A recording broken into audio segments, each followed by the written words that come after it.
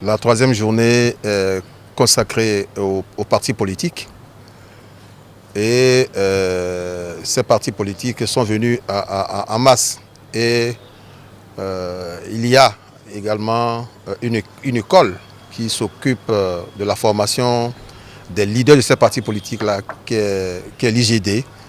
Donc ce sont les auditeurs de l'IGD et les responsables de certains partis politiques qui sont les cibles de cette troisième et dernière journée de cette journée porte ouverte à la Sénat. Pour féliciter la Sénat pour ces portes ouvertes, cela participe au processus de transparence, ce qui est la vitalité même de la démocratie.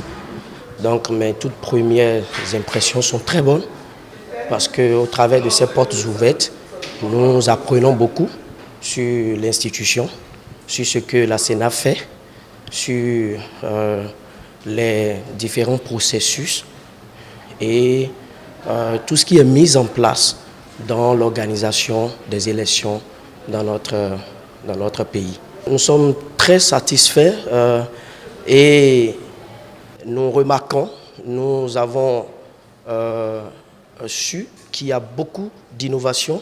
C'est le moment même de féliciter l'IGD pour son accompagnement, à mettre en place beaucoup de choses qui facilitent le travail à la Sénat. Et toutes ces informations que nous avions eues aujourd'hui ici nous ont permis de déconstruire un certain nombre d'images qu'on avait de la Sénat et que le citoyen lambda qui est hors de la Sénat ou bien qui ne vient pas à la Sénat se faisait. Et ça nous a mené à faire des interprétations qui n'étaient pas forcément justes. Donc c'est vraiment une très bonne initiative et nous sommes vraiment satisfaits d'avoir pris part à cette journée de porte ouverte et de toutes les informations que nous avons apprises ici. Et nous espérons qu'avec les suggestions que nous faisons également, la Sénat va également s'améliorer. Nous avons connu plusieurs Sénats dans les élections, mais celle actuellement comporte des dispositions plus techniques. Il y a plus de technicité. Et je voudrais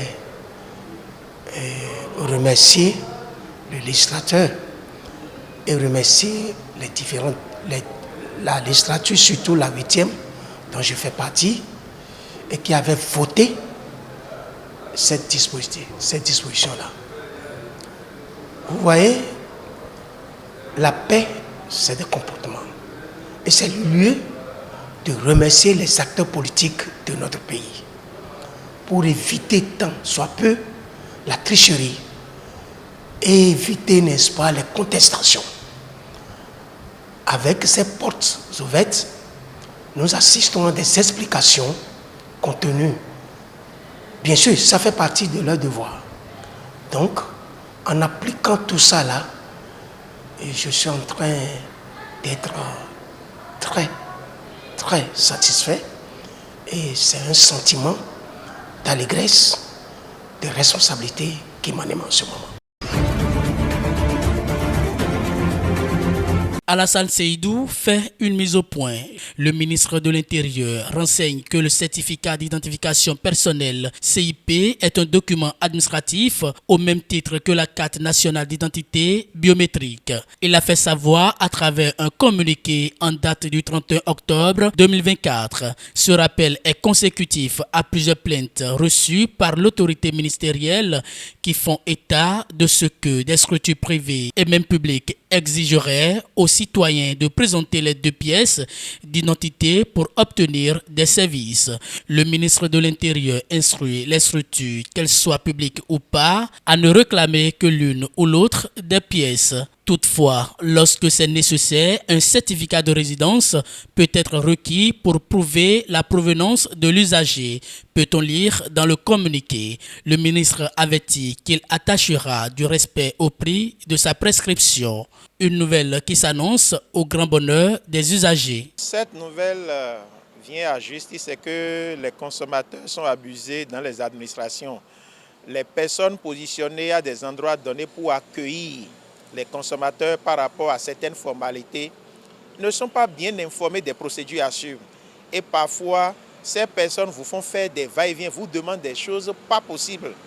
On ne peut pas, sans la carte d'identité, le CIP, vous ne pouvez pas avoir la carte d'identité biométrique. Comment peut-on demander ces deux pièces-là à quelqu'un qui est déjà détenteur d'une de ces pièces-là? C'est une aberration. Heureusement que le ministre a sifflé la fin de la récréation après tant de désagréments causés déjà aux citoyens consommateurs. Nous sommes heureux. Maintenant, il ne faudrait pas que cela s'arrête seulement sur un communiqué où on passe dans les journaux, quelques passages à la télé. Non. Il faut informer ceux qui sont dans les administrations, ceux qui sont à des postes clés où les citoyens viennent régulièrement dans les administrations publiques comme privées afin qu'on ne fatigue plus le citoyen consommateur par rapport à un certain nombre de pièces. L'autre aberration, c'est par rapport aux actes de naissance.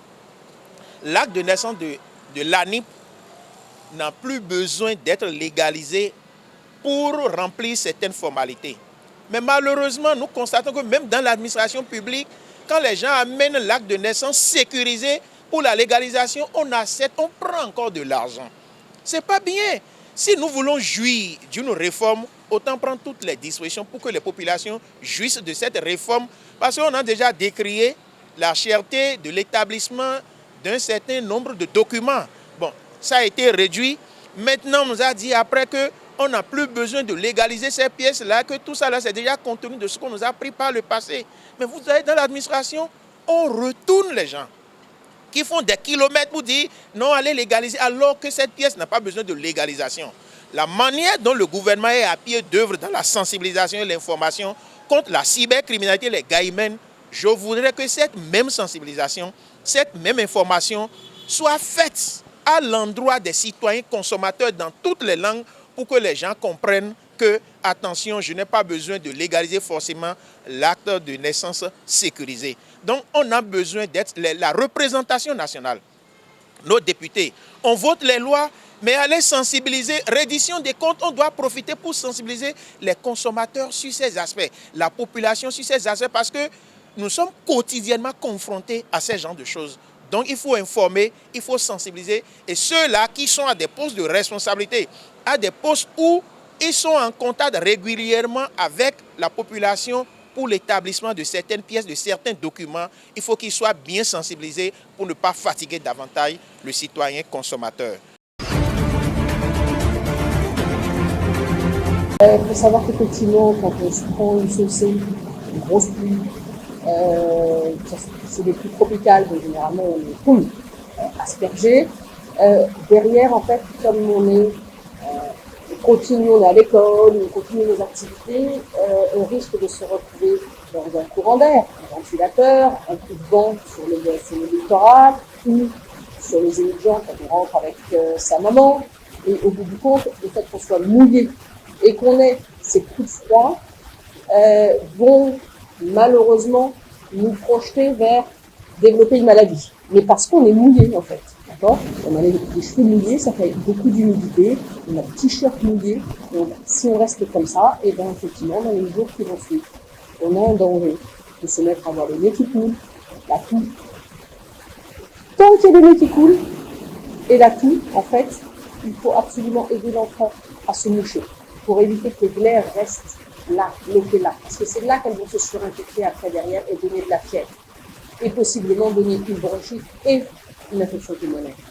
Or, l'enfant ne sait pas, selon les âges, ne sait pas toujours se moucher. Se moucher, c'est prendre un mouchoir, donc déjà l'avoir sur soi, d'accord. 2, se moucher, on mouche. Évidemment, si je parle avec un mouchoir, vous allez plus comprendre, mais on mouche la narine droite, en appuyant sur la gauche, d'accord. On mouche l'autre narine. On ferme bien une narine pour moucher. Il garde son truc, on le ferme, et on va dire, d'accord? L'enfant n'a pas, une fois de plus, le mouchoir obligatoirement. Il pourrait le faire à la rigueur avec ses doigts, et il y a parfois des gens qui montent aussi sans mouchoir. Mais surtout, il n'a pas la force. Plus on est petit, moins il a la force. C'est pour ça que, par exemple, pour les tout petits, on dit aux mamans qu'on vous fassiez la désobstruction rhinopharyngique. Donc, on leur donne des petites pipettes de sérum physiologique, d'accord? Donc, on leur demande de mettre la tête de l'enfant sur le côté, la petite pipette dans le nez, et poum! Et on voit si on tient bien la tête, parce que si on ne tient pas la tête, l'enfant il fait comme ça. Et si on tient bien la tête, l'enfant va en fait se mettre à éternuer, et donc la force de l'éternuement va être plus importante, et là il va se mettre à cracher. On va voir qu'effectivement il sort par l'autre narine du dessous, et parfois par la gorge, de la morve. Et puis il faut faire de l'autre côté. On tire la tête, et tchoum! Une pipette généralement fait les deux narines. Ça, les enfants n'aiment pas, les mamans n'y pensent pas, et on dit à l'enfant mouche-toi, mais en fait on ne vérifie pas qu'il se mouche. Au bout du compte, il va garder ses sécrétions, et c'est ça qui va faire les nids de la surinfection ou de l'infection bactérienne, qui va donner après de la fièvre, qui va donner à l'arrière des maladies plus importantes qu'un simple rhume, comme des otites et des infections pulmonaires. Et là, à ce moment-là, malheureusement, on est déjà avancé. Quand ils arrivent enfin chez le docteur à ce moment-là, ils ont de la fièvre, ils sont malades, ils mangent plus bien, puis on a le dépris, on ne mange pas très bien, puis à ce moment-là, on est obligé de respirer par la bouche, et on est obligé de mettre des antibiotiques. Les antibiotiques deviennent chers, enfin, sont chers, mais les parents peuvent hésiter encore quelques jours avant d'acheter les antibiotiques, et c'est là qu'on a un retard au traitement. D'accord ? Donc le principe, il est le même pour tout le monde. On est mouillé, mais chez les enfants, on oublie parfois de les sécher. Nous, à la rigueur, on sent notre t-shirt mouillé et humide. Donc peut-être que si on repasse à la maison, on l'enlève. Les enfants, ils vont peut-être pas le dire, on ne peut pas penser pour eux, ou ils sont à l'école ou dans d'autres environnements qui fait qu'ils ne peuvent pas changer. Au bout du compte, ils vont attraper par un coup de vent ou par rester humide comme ça le rhume, la toux. Ils ne vont pas bien se moucher et expectorer tout ce qu'ils prennent au fond de la gorge, et ils vont très rapidement tomber malades.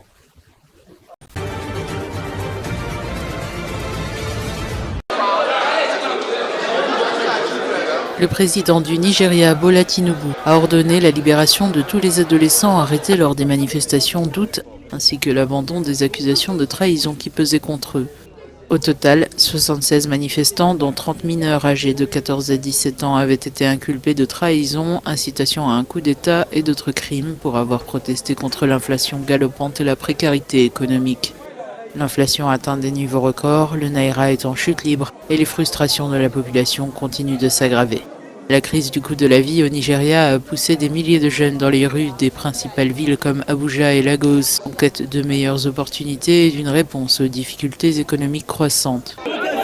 Au moins 22 manifestants ont été tués lors de violents affrontements avec les forces de sécurité. Le Nigeria, bien qu'étant l'un des plus grands producteurs de pétrole d'Afrique, est confronté à une pauvreté endémique, une corruption généralisée et une insécurité croissante. En particulier dans le nord du pays, où des gangs armés enlèvent régulièrement des civils contre rançon.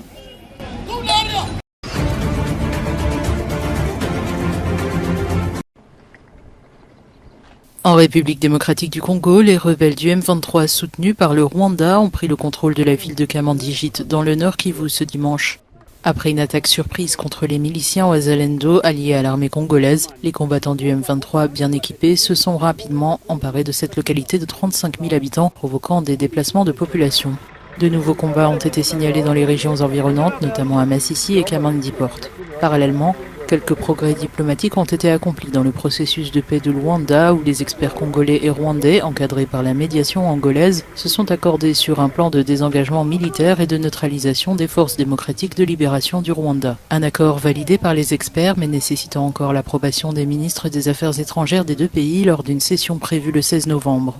Un mécanisme de vérification renforcé, piloté par l'Angola, avec des officiers de liaison de la RDC et du Rwanda, sera officiellement lancé le 5 novembre à Goma pour surveiller les frontières des deux pays.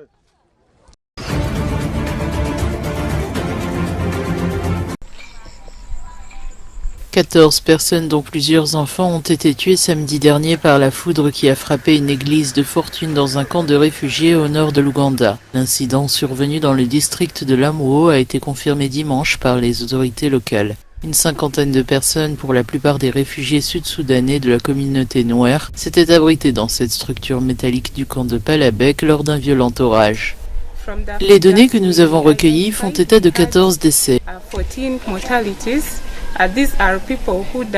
Il s'agit de personnes décédées sur place, âgées de 9 à 21 ans. La plus jeune étant une fillette de 9 ans et le plus âgé un homme de 21 ans. En plus des victimes décédées, 34 autres personnes ont été blessées. La foudre frappe régulièrement l'Ouganda pendant la saison des pluies, causant de nombreux décès. En 2011, elle avait déjà tué 18 écoliers et 9 adolescents dans une école primaire.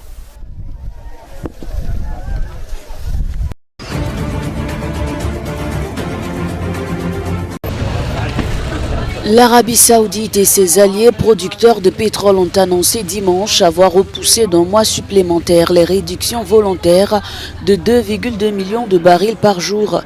Cette décision vise à soutenir les prix face à une demande incertaine et une offre qui s'accélère. En juin, lors de la dernière rencontre ministérielle, les pays de l'OPEP+ avaient annoncé que les coupes seraient prolongées jusqu'en septembre avant d'être réduites progressivement chaque mois jusqu'à leur élimination complète en septembre 2025. Cependant, l'organisation n'a fait que prolonger ces réductions jusqu'en novembre. C'est dans un communiqué dimanche que l'Arabie Saoudite, la Russie, l'Irak, les Émirats Arabes Unis, le Koweït, le Kazakhstan, l'Algérie et Oman ont de nouveau prolongé les réductions jusqu'à fin décembre.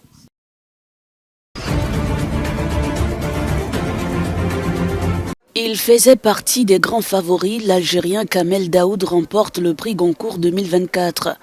L'auteur et ancien journaliste est récompensé pour son ouvrage Ouri, un récit fictif qui se déroule durant la décennie noire de l'Algérie entre 1992 et 2002. Une victoire pour l'auteur et sa maison d'édition alors que le roman est interdit en Algérie et que les éditions Gallimard ne sont plus autorisées à participer au Salon international du livre d'Alger.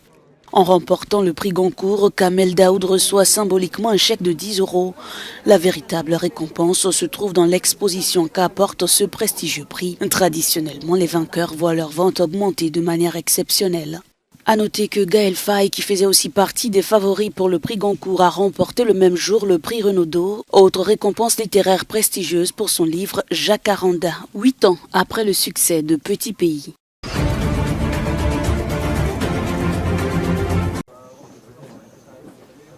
Les joueurs du Real Madrid à l'entraînement. Mardi, les protégés de Carlo Ancelotti affrontent le Milan AC à domicile à l'occasion de la 4e journée de la Ligue des Champions. Les merengues étaient au repos le week-end après le report du match contre Valence en Liga samedi en raison des inondations meurtrières. Mais c'est une équipe encore marquée par la déroute face au FC Barcelone 4-0 le 26 octobre qui va tenter de redorer son blason. Une défaite face aux Italiens pourrait sonner l'alerte alors que le Real compte 6 points en Ligue des Champions après 3 rencontres. L'équipe avait courbé les chines face à Lille le 2 octobre. Le Milan AC de son côté a 3 points dans la compétition. Les Italiens ont perdu contre Liverpool et le Bayern Leverkusen. Avant de dominer le club Bruges, le Real Madrid n'a perdu qu'un seul de ses 18 derniers matchs contre des adversaires italiens dans les plus grandes compétitions européennes.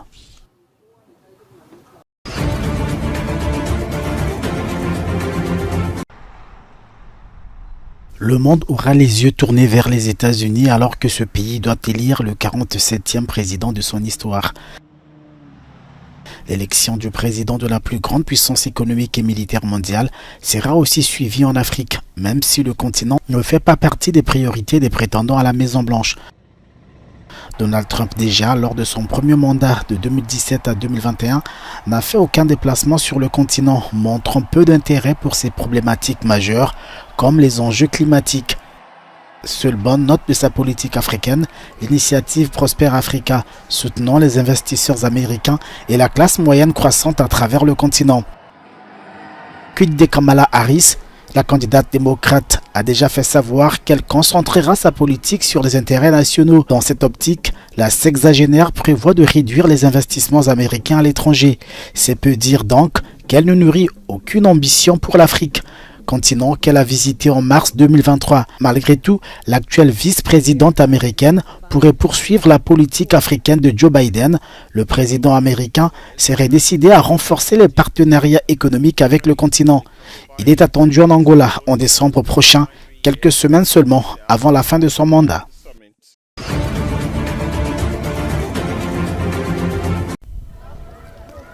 À Gaza, l'éducation des jeunes est en péril. Plus d'un an après le début de la guerre, environ 90 000 étudiants et 600 000 enfants ne peuvent pas suivre de cours. La majorité des écoles et des universités ont été détruites par les bombardements. À Jabalia, une attaque israélienne a tué au moins 50 enfants. Nous avons quitté le camp de Jabalia pour la région ouest de Gaza. Il n'y a pas d'endroit sûr. Nous sommes partis sous les bombardements et l'endroit ici est inhabitable. Il n'y a pas d'aide, pas de nourriture, pas d'eau. La situation est très difficile et tragique. Près d'1 million de personnes ont fui le nord après l'ordre d'évacuation massive d'Israël.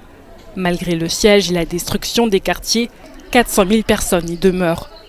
Les troupes israéliennes continuent d'affronter le Hamas dans les zones les plus ravagées de Gaza. En dépit de l'indignation internationale, Israël a restreint l'aide humanitaire. Récemment, une nouvelle loi israélienne pourrait limiter l'action de la principale agence d'aide humanitaire de l'ONU à Gaza.